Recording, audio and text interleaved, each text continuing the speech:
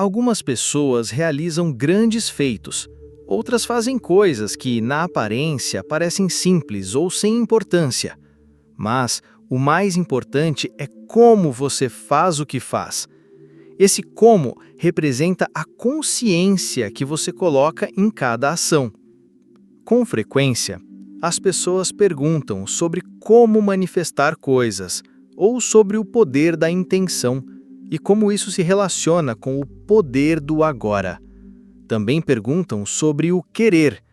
Uma pessoa perguntou qual é a diferença entre esse desejo constante que eu menciono no livro Um Novo Mundo, esse querer sem fim, e a intenção de criar algo. Qual a diferença entre querer e ter a intenção de fazer algo acontecer? Outra dúvida comum. Manifestar coisas na vida é realmente importante? Ou será que isso nos distrai do que realmente importa? Atualmente, há muitos livros interessantes sobre criar e manifestar coisas, como os ensinamentos de O Segredo ou os de Abraham. E aí vem a pergunta: como isso se conecta com o silêncio interior, com a paz interna, com a aceitação do momento presente, com a entrega ao agora? Será que existe um conflito entre essas ideias? Será que manifestar e buscar criar coisas nos afasta da verdadeira espiritualidade? As pessoas me perguntam isso e esperam uma resposta. Essa é uma pergunta importante para quase todo mundo, a não ser que você tenha 95 anos. Aí talvez já não se preocupe tanto com criar ou manifestar coisas. Você já viveu bastante, já fez muita coisa e sente que não precisa mais focar nisso. Mas não depende só da idade. Isso varia conforme o momento da vida em que a pessoa está. Na verdade, a sua vida é um reflexo em miniatura do que acontece no universo inteiro. Quando olhamos para o universo, vemos que ele adora criar, adora manifestar. Só que neste planeta, a criação está acontecendo o tempo todo. Milhões e milhões de formas de vida estão surgindo e desaparecendo. No espaço exterior, não sabemos exatamente o que há, mas sabemos que há uma vastidão de vida lá fora. Talvez até mais formas de vida do que existem na Terra.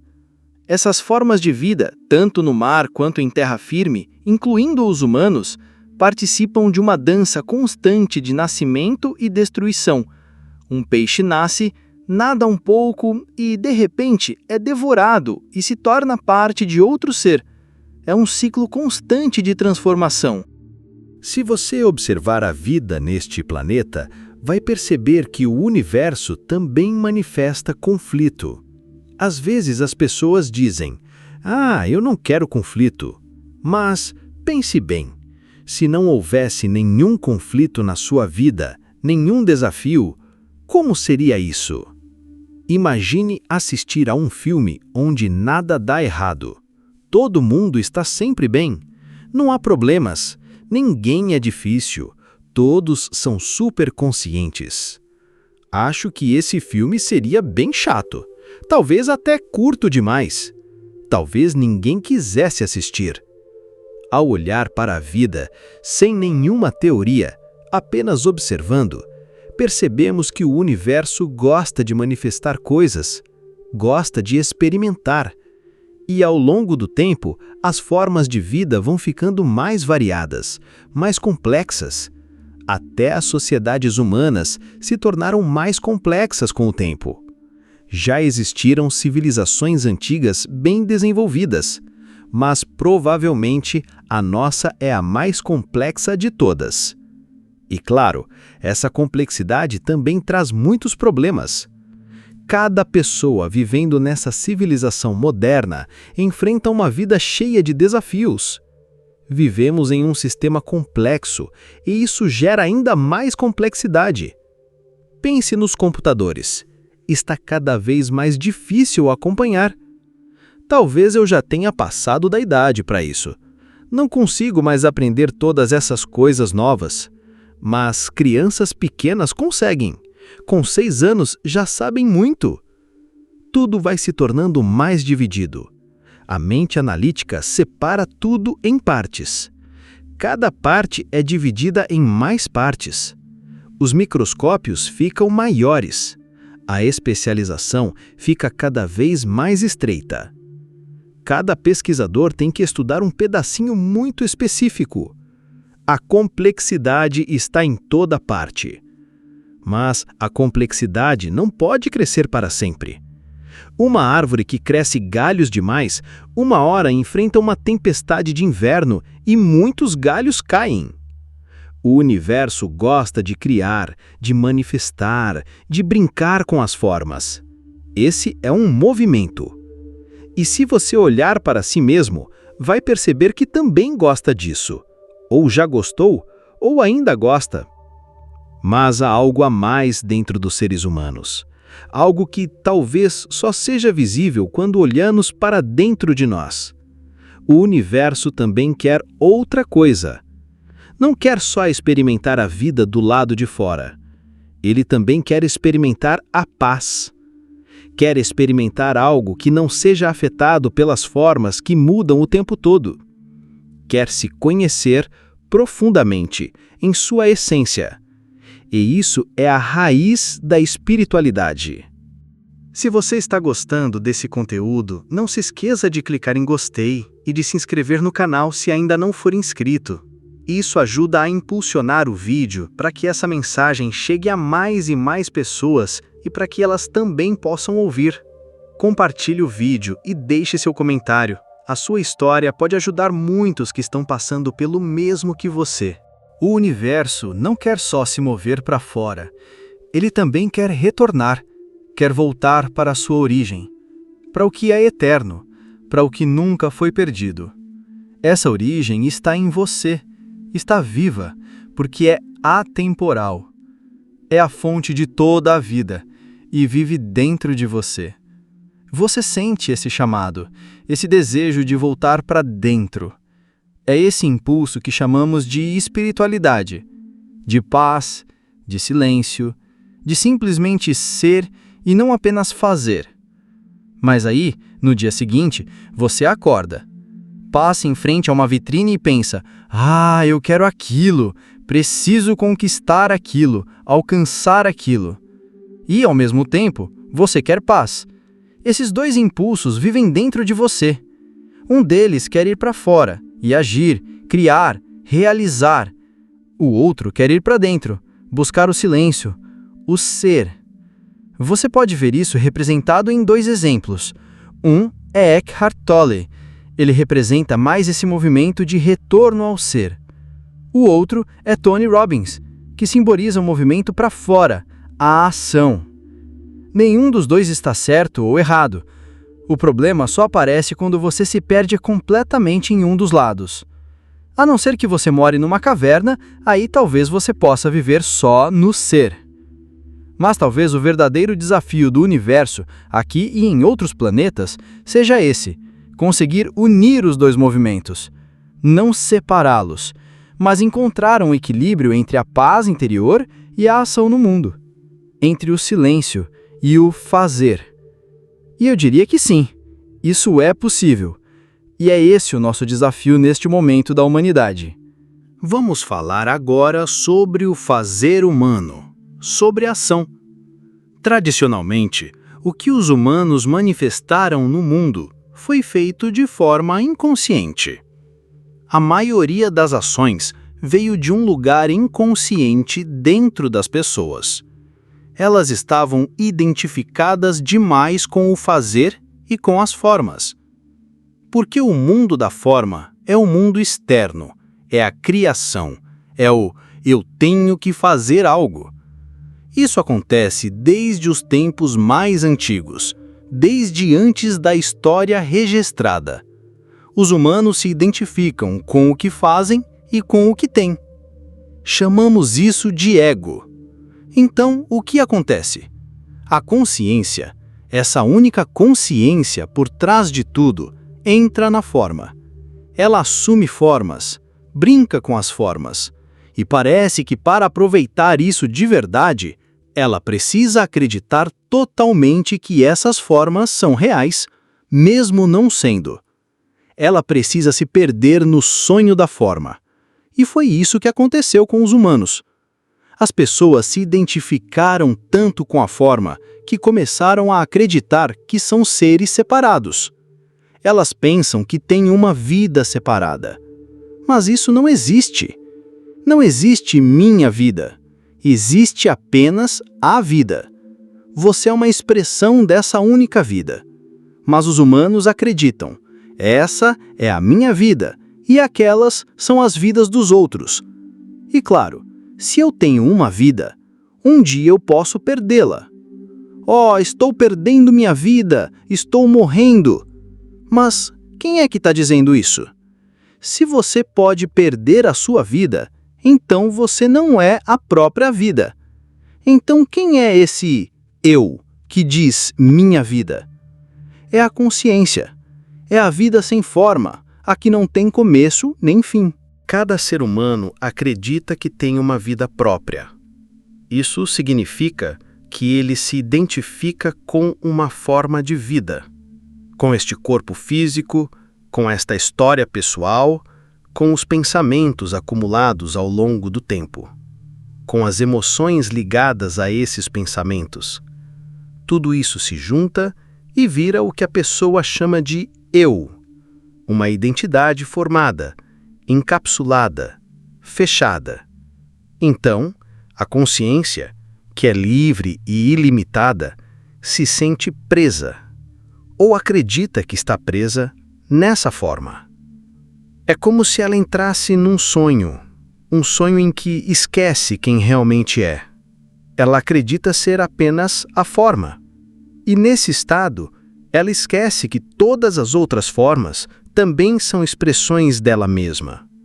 Acredita que está sozinha, separada, e isso pode se tornar bem doloroso, porque o mundo começa a parecer um lugar hostil, cheio de outros que não são como você. Então você tenta se proteger. Você cria um nós, uma sensação de grupo, de tribo, de família. E todos os que estão fora desse grupo são estranhos ou até ameaçadores. Por muito tempo, isso foi normal.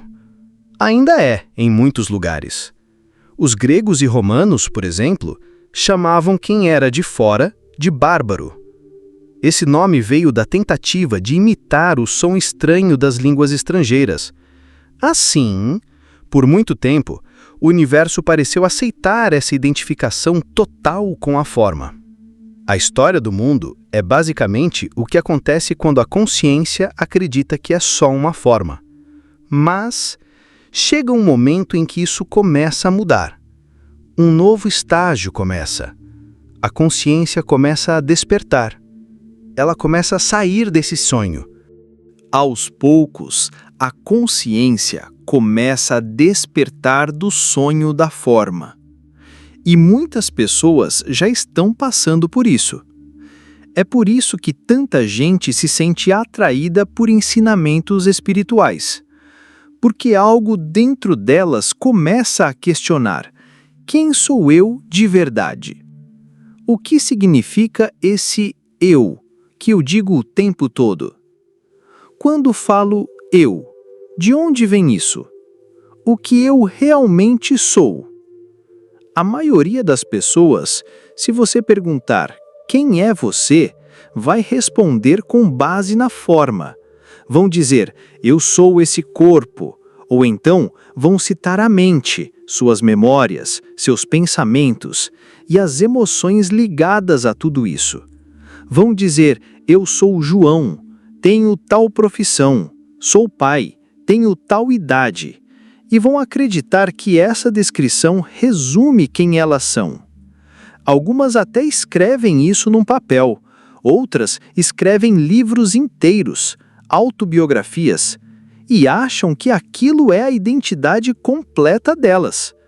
Mas, 50 anos depois, o corpo se foi, a história pessoal também. Talvez sobre uma cópia do livro numa loja de usados. Talvez um neto lembre de uma ou duas coisas. Mas quem era mesmo aquela pessoa? A identidade que parecia tão real simplesmente se dissolve. Então, será que tudo isso, corpo, pensamentos, emoções, é mesmo o seu eu verdadeiro? Ou será que existe algo além, algo que não pode ser nomeado, que está sempre presente? Uma presença viva, silenciosa, algo que continua mesmo quando você esquece sua história. Algo que está aqui agora, sem precisar lembrar do passado, sem precisar planejar o futuro. Essa presença, essa consciência silenciosa é quem você realmente é. Agora, imagine que neste exato momento, você não tem passado algum. Vamos fingir que não há passado. E também não há futuro. Só existe o agora. Você não sabe nada sobre si mesmo. Nem nome, nem idade, nem história. Não há pensamentos dizendo quem você é. Nada. O que sobra? Nada se perde, na verdade. Você encontra algo que não pode ser descrito. Uma presença, uma vida sem forma. É aí que você toca na essência de quem você é.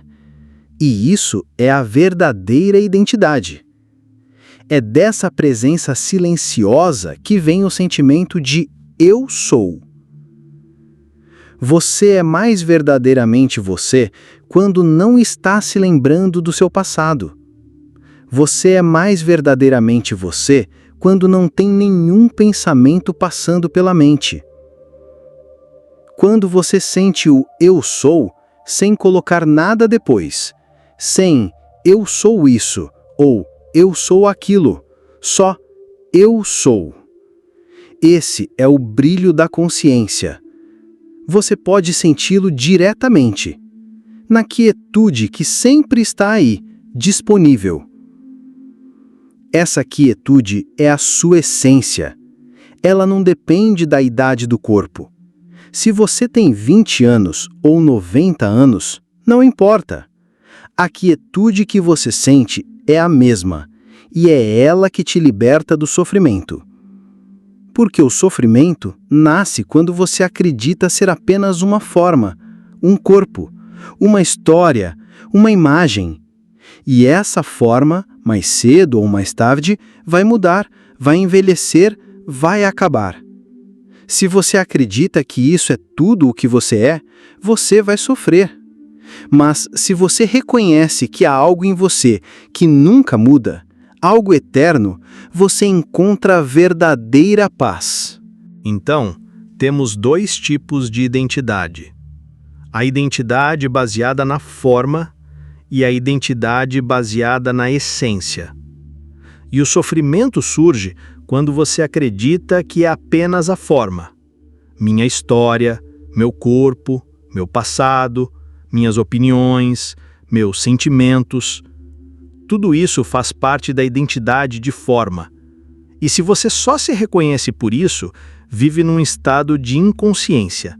É como estar dentro de um sonho. A consciência sonha o sonho da forma e age tentando escapar de uma sensação interna de vazio, de insatisfação, de medo. Porque quando tudo o que você conhece é a forma, sempre haverá algo faltando. Sempre há uma inquietação lá no fundo, ou até na superfície, um sentimento de isso não é suficiente, eu não sou o suficiente. Este lugar não é o certo, essas pessoas não são as certas, o que estou fazendo agora não é o certo. E então começa uma busca frenética, uma tentativa de preencher esse vazio com mais formas, mais coisas para se identificar, achando que assim vai se sentir completo.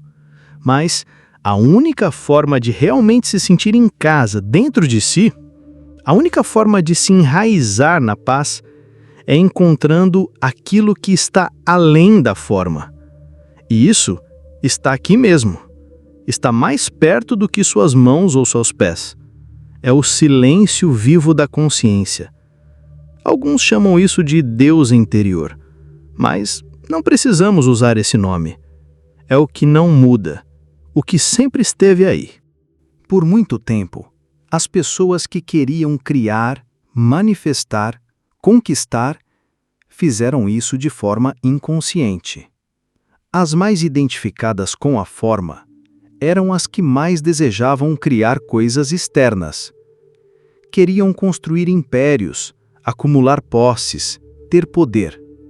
Elas eram movidas por um forte desejo de mudar o mundo fora para tentar se sentir melhor por dentro. E por isso, elas criaram grande parte da história humana.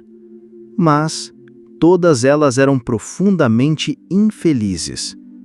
Elas acreditavam que, se conquistassem algo lá fora, finalmente se sentiriam completas. Mas isso nunca acontecia. Esse é o padrão antigo de quem está profundamente identificado com a forma.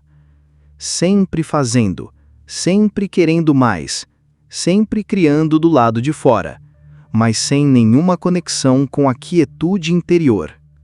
Algumas pessoas, em sociedades mais tradicionais, não eram muito voltadas ao fazer. Mais tarde, surgiram os monastérios, onde essas pessoas podiam viver em paz, afastadas da agitação do mundo. Mas, de modo geral, o fazer estava ligado à inconsciência. E ainda hoje, muitas vezes está.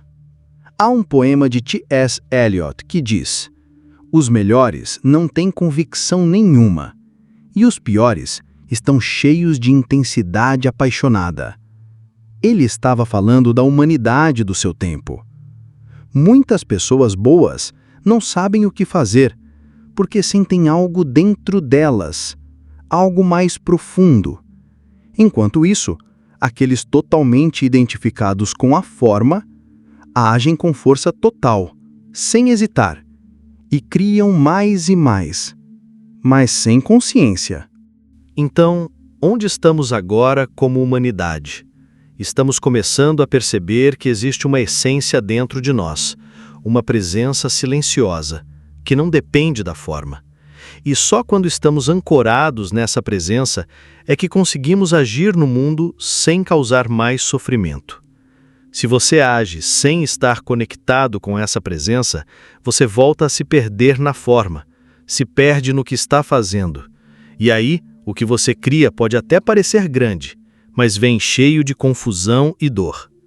Por isso, antes de falar sobre manifestar qualquer coisa, antes de construir qualquer projeto, qualquer sonho, você precisa verificar: eu tenho uma base sólida? Eu estou enraizado no ser? Porque não dá para construir uma casa sem fundação. Você pode ter grandes ideias, pode querer mudar o mundo, mas se não tiver uma base, vai cair. E essa base é o ser. É o silêncio interior. É a presença que observa. Você não chega até ela com a mente. Não dá para entender isso com pensamentos. Porque o ser não é algo para ser analisado. Você não consegue estudar o ser com um microscópio. Não dá para fazer um doutorado sobre o silêncio interior. Tudo o que você pode fazer é sentir. Sentir o que está vivo aí dentro de você. Sentir a energia que pulsa em cada célula. Essa é a ponte entre o que tem forma e o que não tem. É aí que começa a verdadeira transformação. O ser humano precisa encontrar sua essência, a parte eterna, sem forma, que está dentro. Essa é a base. Se você ainda não encontrou isso, não tem problema. Apenas esteja consciente disso. Porque se você tentar manifestar ou criar algo sem essa base, você vai acabar criando mais confusão, mais dor. E tudo bem, talvez o universo ainda esteja brincando de criar problemas. Mas se você quiser participar de uma criação consciente, precisa encontrar essa quietude viva dentro de você. Ela está aí, agora mesmo. Ela é o que permite que você veja, que você pense, que você sinta. Sem ela, nada seria possível. É essa consciência que dá vida a tudo. E ela está em você. Ela é você. Ela é o eu sou, antes de qualquer outra coisa. Eu sou isso, eu sou aquilo. São rótulos. Mas antes disso tudo, vem o simples eu sou. Esse eu sou é o ser. É o que está por trás de todos os pensamentos. E quando você age a partir daí, tudo muda. Você pode até fazer menos do que faria antes, mas o pouco que faz tem muito mais poder, muito mais presença. Você faz com consciência, e isso muda tudo. Talvez você faça algo simples, talvez trabalhe com as mãos, montando 2 peças de madeira, por exemplo. Mas se fizer isso com presença, com atenção verdadeira, com o ser fluindo pelo seu gesto, então aquilo que você está criando carrega essa energia, a energia da presença. E isso dá qualidade ao que você faz, não só técnica, mas uma qualidade invisível, que pode ser sentida. É como se aquilo que você fez transmitisse algo. Agora, claro, existem tarefas neste mundo que não são nada fáceis para a presença. Algumas funções são tão repetitivas, tão mecânicas, que talvez hoje em dia já sejam feitas por máquinas. Ou talvez você trabalhe em um ambiente completamente insano, um lugar onde trazer presença se torna quase impossível. Se for esse o caso, talvez a própria presença vá te tirar de lá.